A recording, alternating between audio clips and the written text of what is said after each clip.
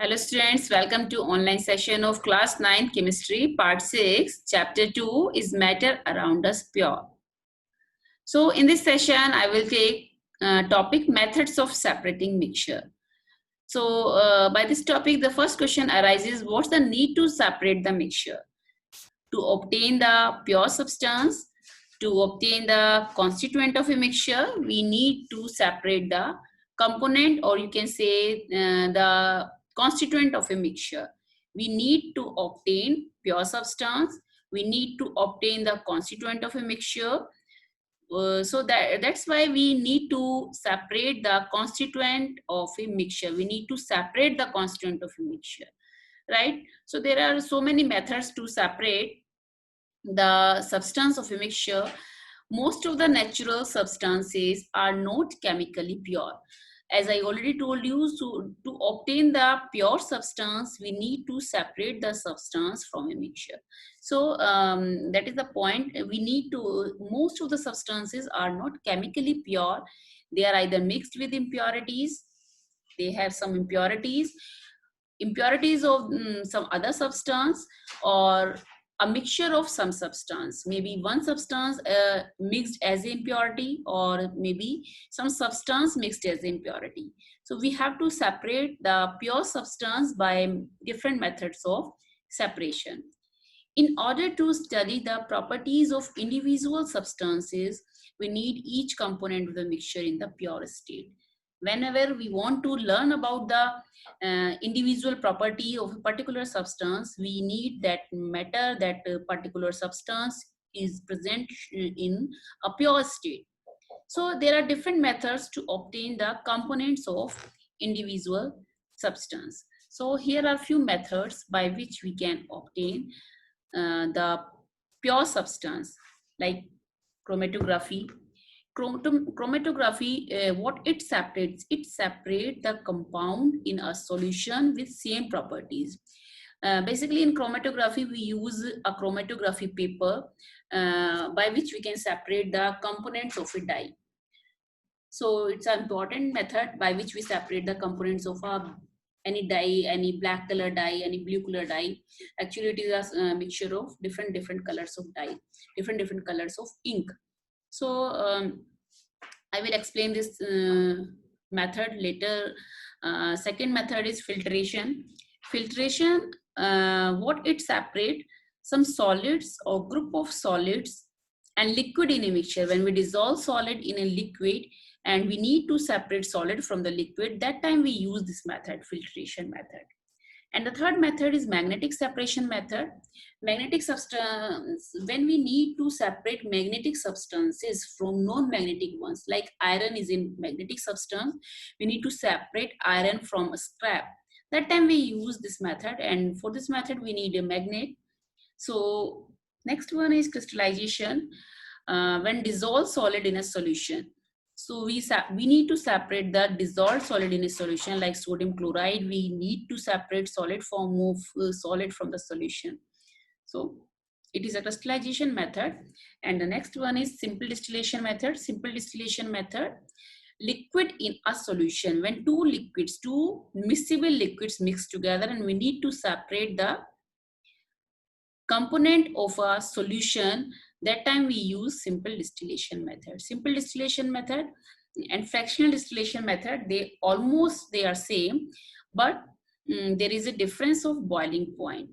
Fractional distillation, when we need to separate the component of a crude petroleum, that time we need to separate the component of petroleum. That time we use the method fractional distillation. So it is important.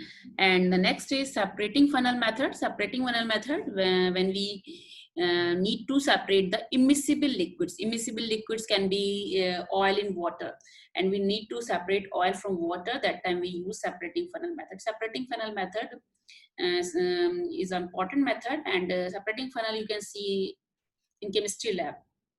By this we can separate the component of undissolved liquids. And the next one is sublimation, which you already studied in first chapter. Sublimation, substance that sublime from two substances, like you can take the mixture of camphor and salt. and from that mixture camphor will sublime. So it is important matter sublimation. Next is evaporation. Evaporation is a very simple method, and you all know about it. Evaporation, when you need to separate salt solution, you can separate the salt from salt solution. Means when you are dissolving salt into water, and you can separate the solid is sodium chloride that cannot decompose when heated in a solution. You can separate sodium chloride from water. So these are the few methods which are very important and very easy as well. We have to learn about these methods one by one.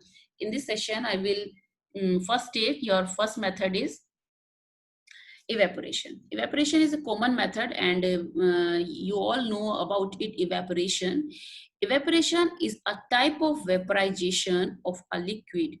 You can see in the picture. We will take a liquid, and this is a tripod stand. It is a tripod stand, and it is Bunsen burner. So, and it is China dish. We take some liquid form of solution into China dish and put it China dish over tripod stand, and below the tripod stand we use Bunsen burner. So what is evaporation? Evaporation is a type of vaporization of a liquid that occurs only in the surface of liquid. You all are aware about evaporation and what is the difference between evaporation and boiling point. Evaporation is a phenomena which occurs below the boiling point, and boiling is the phenomena which occurs at the boiling point. So it is the conversion of liquid into gas. So evaporation is a type of vaporization, and it is a surface phenomena. It is a surface phenomena, although boiling is a bulk phenomena.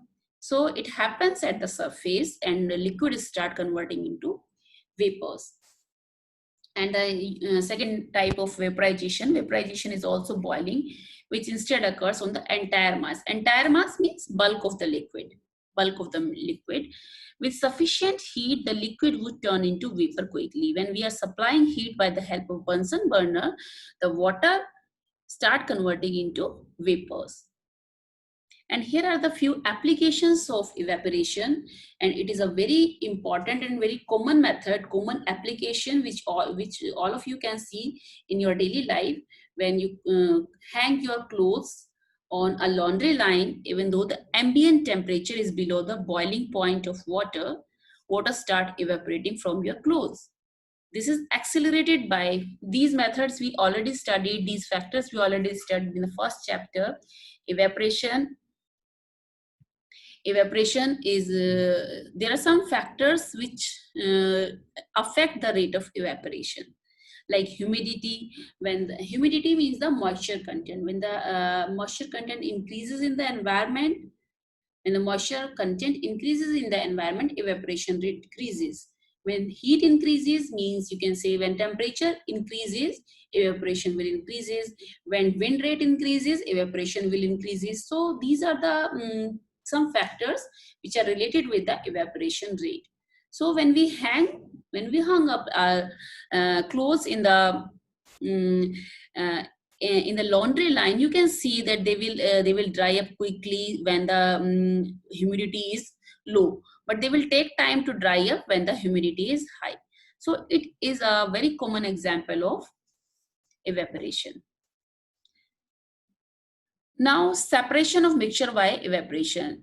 Now come to the activity which is related to the evaporation, and it is an important activity. You all know how we can write the activity from the first chapter. So when we are writing the activity, first we should write aim. And what is the aim of this activity? What is the aim? What is the purpose of this activity? The purpose of this activity, we have to separate the colored component from its volatile solvent by the method of evaporation. We need to separate the colored components of a dye. We will take a dye. That dye can be of black color, that dye can be of blue color, and you can say the material required in this activity. First is a beaker. You can see in the picture, this is a beaker, and watch glass above the, it is a watch glass above the beaker, and burner. that is burner, and some blue ink. As I told you, you will take blue ink or you can take black ink. Now the procedure is important. You know what the step you will do during the activity. That step you have to write in your notebook, and they are known as procedure. Like first step is fill half a beaker with water. You have to fill the beaker with half with water, then cover it with a watch glass, put a few drops of ink on it and try to start heating from the help of Bunsen burner. Evaporation starts from the watch glass. You can see the vapors continue to heat till you see that there are no further changes on the watch glass. You will not stop heating until you will not you are getting vapors. You will not stop heating until or unless the dye will not separate it into component. You have to separate the components from its volatile solvent. Volatile means which will evaporate easily. Which will evaporate. One is volatile and another is non-volatile solvent. Volatile, which will changes into vapors quickly. So now come to the observation. What you observe during this activity. What we are observing during this activity, the water gets evaporated from the, because water is volatile here. So water gets evaporated from the watch glass and residue is left. Therefore, it is not a single substance but a mixture of dye in water. And our topic is separation of mixture. So now we separated by the help of evaporation method. Now what we obtain? We obtain solid component over the watch glass. Water will evaporate out, and that is our aim, to separate the component of a mixture. Hope you understand about evaporation. So it is a application. Evaporation of seawater to produce salt. It is a picture from which shows that by this we are getting the sea salt from the seawater. Now the second method is separating immiscible liquids. Separating immiscible liquids. Immiscible means which are not mixed with each other. So the example of immiscible liquids is water plus oil. Oil can be kerosene oil with water. So we all know that they are immiscible liquids. Now we have to separate the immiscible liquids. So how can we separate the immiscible liquids? For this we have to take a separating funnel. You can see in the picture. What is separating funnel? It is a separating funnel. So it is a kerosene oil, it is water, and it is a stopcock. So what we will do to separate the components of immiscible liquids, we have to use separating funnel. First, pour the mixture into separating funnel. Mixture of immiscible liquids pour inside the separating funnel. Support the separating funnel using a retort stand and place the beaker below the funnel. To collect the component of a mixture, we have to keep a beaker below the separating funnel, and we will keep the separating funnel in a stand so that it will not shake. Allow the liquids to separate completely. When we keep the separating funnel undisturbed for some time, after some time, what you will observe, the denser liquid will fall to the bottom. Denser is, here is the density of water is high as compared to oil. So oil is lighter and water is heavier. Water will settle down at the bottom and oil will start floating over the water. So water will settle down. Now what we will do, we will open the tap of the funnel and start collecting the water by the help of separating funnel into beaker. Now close the tap when the liquid is fully drained. When the water we collected in the beaker, now stop the stopcock. Place another beaker below the funnel to collect a little of the top layer liquid so that the liquids are fully separated. Now what we will do? Now we will collect the oil into another beaker. By this method, we can separate the immiscible liquids by the help of separating funnel. Hope you understand about separation of immiscible liquids. So you have to complete separation of immiscible liquids and evaporation, both the topics in your notebook. Till now, stay safe and stay healthy. Thanks everyone.